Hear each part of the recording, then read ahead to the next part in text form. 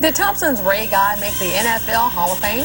Paul Davis has the answer coming up next in sports, plus the rest of your Super Bowl coverage. Coming up in sports, the latest from Miami in the Super Bowl. The Falcons are primed and ready. All right, and let's get our main man right now, Paul Davis. He started the week poolside, then he moved to downtown Miami. Now with the big game right around the corner, he's moved to right outside the stadium. Paul joins us now live from Pro Player Stadium for the latest from the Super Bowl. What's the mood down there, buddy?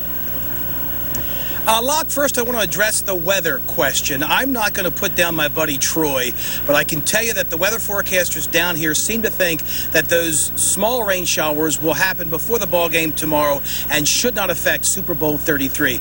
Keep in mind it's natural grass in there, so if it does rain a lot, they'll run the ball a lot, and both teams do rather well running the football. As you said, buddy, exactly 24 hours from kickoff, Super Bowl 33, the 14-2 defending world champs against the upstart 14-2 Falcons. You know how athletes say it hasn't sunk in yet?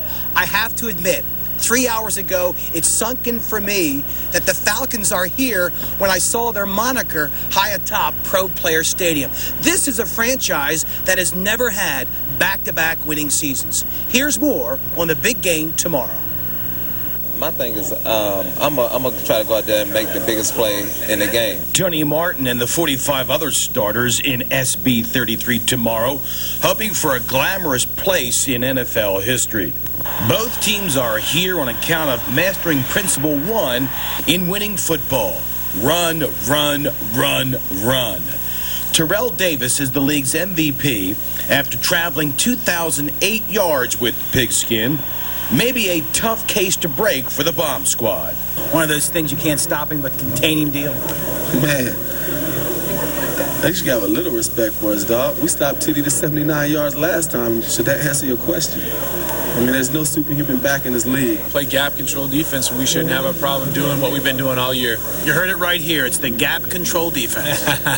Denver's other migraine Sunday could come from Atlanta's Jamal Anderson. One would think his NFL record 410 carries this season would have him spent. At this point, nah. Jamal, your legs this time of year, you got much left in them? Yeah, I do. I actually feel really good. They feel the best they felt in some time. I think Anderson is a guy that, that can pour it up in there, very strong guy, and I think we have to get a lot of hats on him. We have to fly around to the football and make things happen. Two great receivers. Birds of prey receivers Tony Martin and Terrence Mathis, the second best combo in the league this year behind Carter and Moss in Minnesota. Do you sense that you can do some things to their defensive secondary? Their secondary, they're experienced, and they're pretty good, and they will hit you. They're very physical secondary.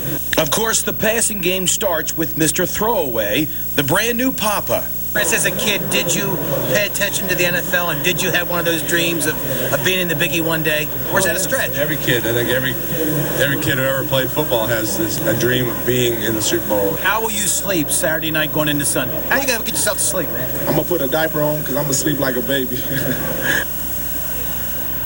That has to be the best soundbite all week long. Of course, it comes from Broadway Ray Buchanan.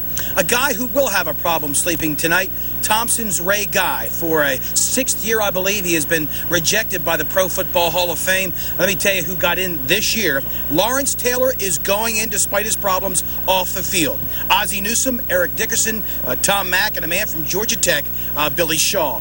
Folks at home, I have to tell you, I just spoke with Sam Kavaris, who is on the Hall of Fame selection committee. He says there were a number of people today in that room who put up the argument for Ray Guy, the first offensive weapon as a punter to be used in the NFL, but others in the room don't think a punter should be in the Pro Football Hall of Fame. But, Locke, I think you've got good news on another person from Thompson tonight, but bad news for Ray Guy tonight. Yeah, we will talk about Franklin Langham coming up in a bit, but let's get back to the Super Bowl. You've been there for 3-4 days. It's time for your official prediction.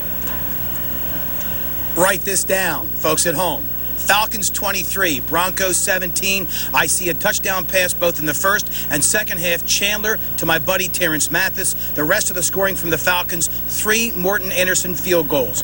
Denver is 26th in the NFL in pass defense. I think Chris Chandler, the new dad, will expose that stat tomorrow. And I also think that the Atlanta Falcons grew up 2 weeks ago in Minnesota as men and as a football team. They went into that loud stadium up there, knocked off the high-powered Viking offense, and I really feel like tomorrow won't be intimidating at all. Okay, Locke, that's it from here. You know what I said. Falcons tomorrow, 23-17. All right, thanks a lot, Paul. Live from Miami, doing a great job as always. We'll hear more from you tonight. Here is your Super Bowl forecast again, a temperature of 75.